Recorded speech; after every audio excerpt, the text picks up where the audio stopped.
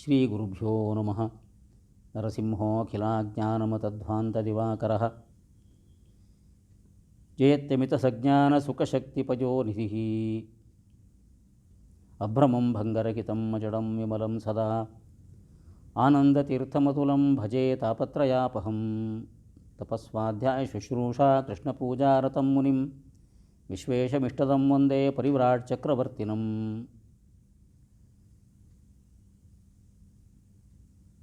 As I said earlier, Vishveshamani and Purna Prajna Vidyapitha are two platforms which are arranging these short lectures or talks on topics of Upanishads. In this fourth talk of mine, I try to bring before you a dialogue between Nachiketas and Yama, which we find in Kathopanishad.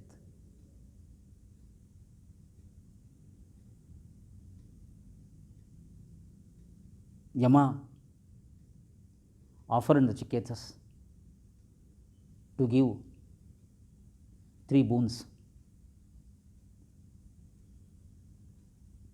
When Nachiketas was to seek the 3rd boon from Yama, he requested Yama to enlighten him on Lord, or what we call in Sanskrit language Paramatma. And when he made this request, Nachiketas knew that Paramatma is an immanent regulator or controller of all the souls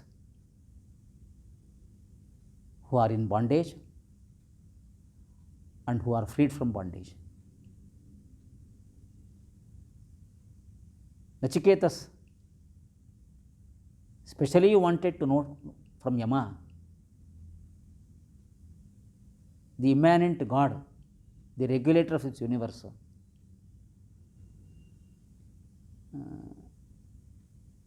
as one who controls or regulates even the emancipated souls. Mukta Atma. Emancipated souls means Mukta Atma. Even those who understand there is freedom from bondage, there is element of ignorance or misunderstanding that after achieving emancipation or freedom from bondage, one is free, one is independent, and he is not controlled, regulated by anybody. This kind of misunderstanding is there. That was there even when Nachiketas was to seek an answer to his question from Yama. He had this point in his mind that some understand that emancipated souls are always independent. They have achieved liberty. But Nachiketas had the view in his mind that liberated souls or emancipated souls are not at liberty, are not independent. Even they are controlled and regulated by our master, Lord, Paramatma. With this point or with this view in his mind, Nachiketas requested Yama to describe or explain how Lord regulates even the emancipated souls.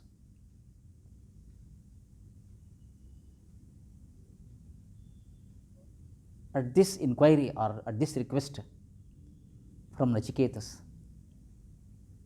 Yama tried to test the eligibility of Nachiketas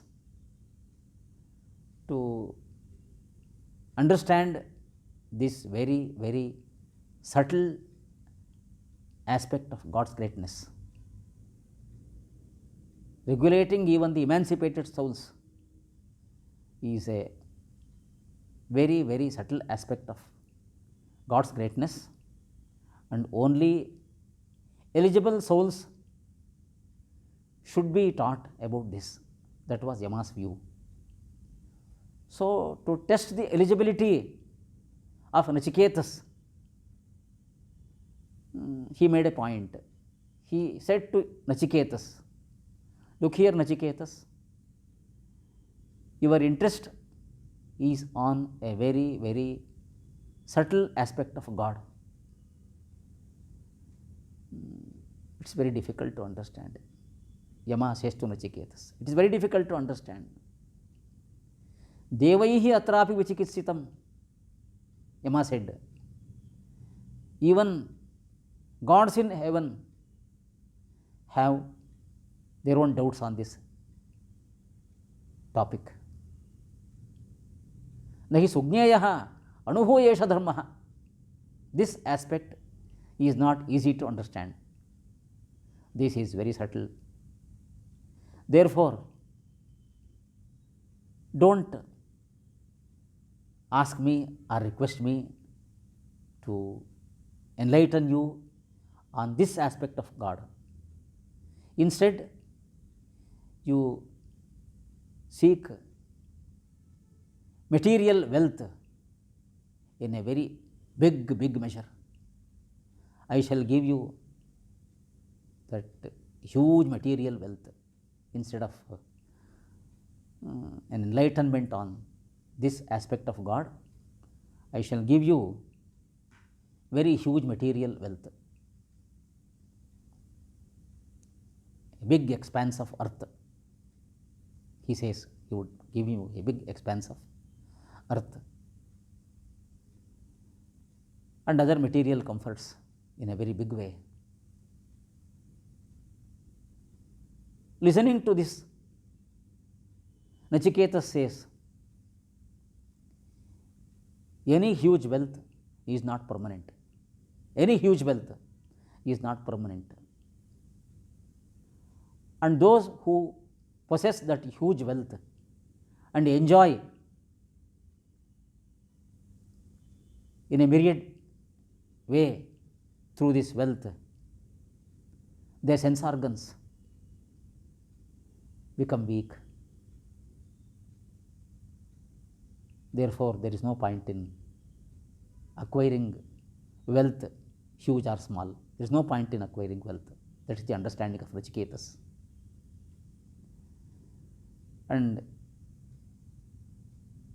longevity of life, long life, 100 years or more, Shatayusha, Putra Potran Munishva, Yama said, nothing doing, Nachiketas said. All this is useless.